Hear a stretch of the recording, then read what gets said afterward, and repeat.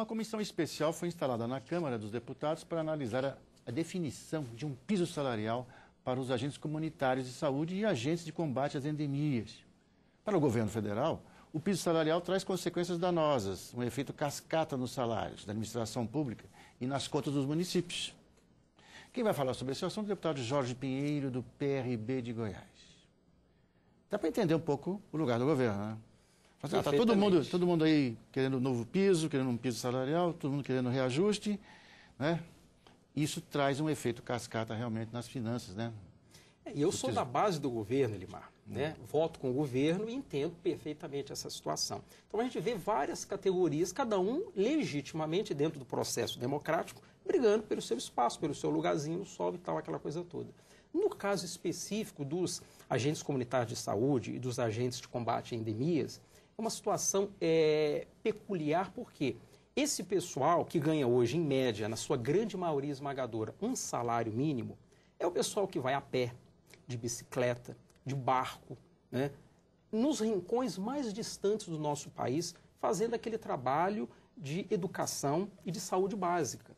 O SUS hoje, o Sistema Único de Saúde, deve muito a essa categoria que, de certa forma, não tem as condições adequadas de trabalho, mas mesmo assim está executando e que está pleiteando hoje, brigando muito para ter uma data base e ter um piso salarial mínimo para o Brasil todo de referência, 2 salários mínimos. Daria hoje R$ 1.090. Agora, quando é que surgem os agentes de saúde, hein, esses agentes? Foi em algum momento recente, né, que eles surgiram? Quer dizer, foi. Coisa de uns 10 anos para cá, mais ou menos. Né?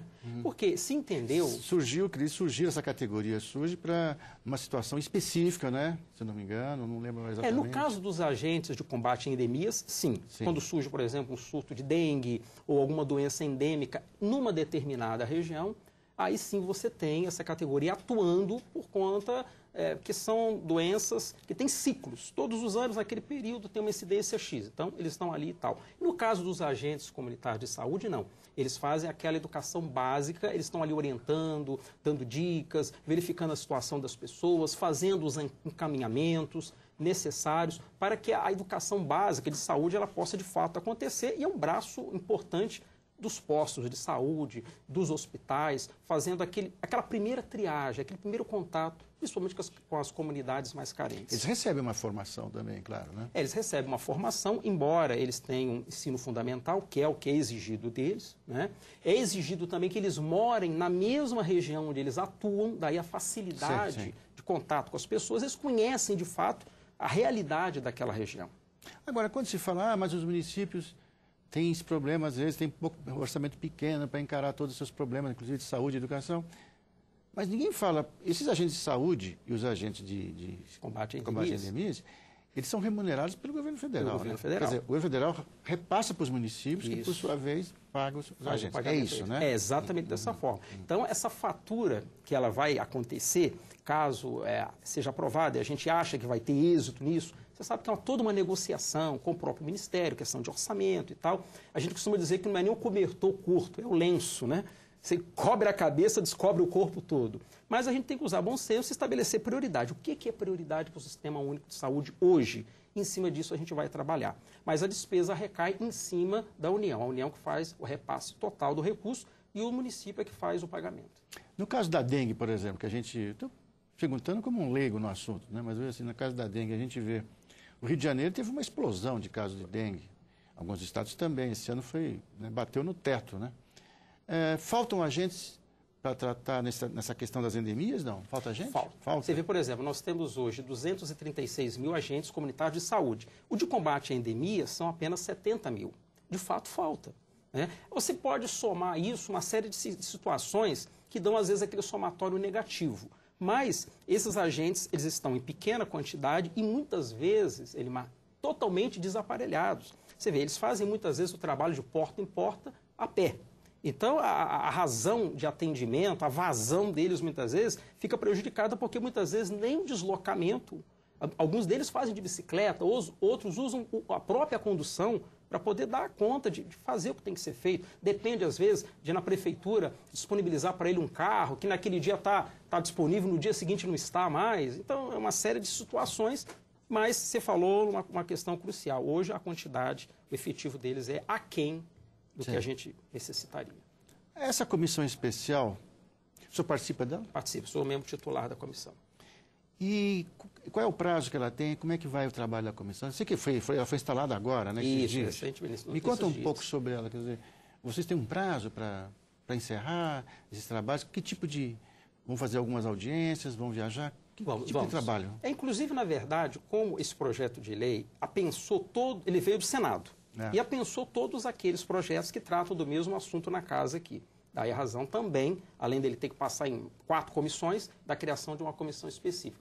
Existe prazo, sim, mas esse prazo pode ser prorrogado de acordo com a necessidade. O que nós queremos é que isso seja resolvido da maneira mais rápida possível, que muitas audiências públicas já foram feitas, nós vamos fazer outras, evidentemente, mas eu acho que a questão crucial é o entendimento com o Ministério, né, a questão orçamentária. Esse é o ponto.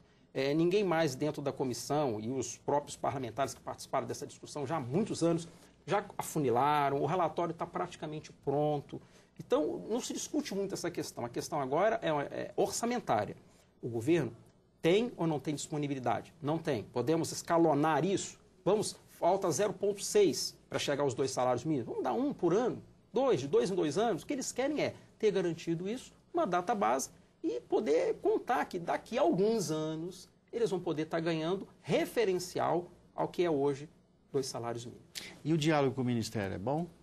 Olha, é bom e às vezes não é, né? Isso depende muito da habilidade da própria comissão, dos parlamentares, a coisa está muito discutida. Eu acredito que nós vamos ter, eu quero crer, nós estamos num outro governo, nós tivemos um governo passado que tinha uma metodologia e tinha determinados entes atuando. Hoje nós temos um outro governo, embora de continuidade, mas que tem uma cabeça diferente. Então nós estamos iniciando novamente esses debates, esses diálogos, esperamos ter bom êxito, porque disso depende a saúde, principalmente da população mais carente do nosso país. A gente sempre pensa em população carente, uma população que está muito distante, lá no Amazonas, sei lá. Mas aqui mesmo, na região de Brasília, no entorno de Brasília, a questão pega, né? Miserabilidade total. Você falou uma coisa interessante. Nós chamamos esse cinturão dos municípios goianos do entorno, que incharam, a exemplo de Águas Lindas. Você vê, Águas Lindas era um bairro.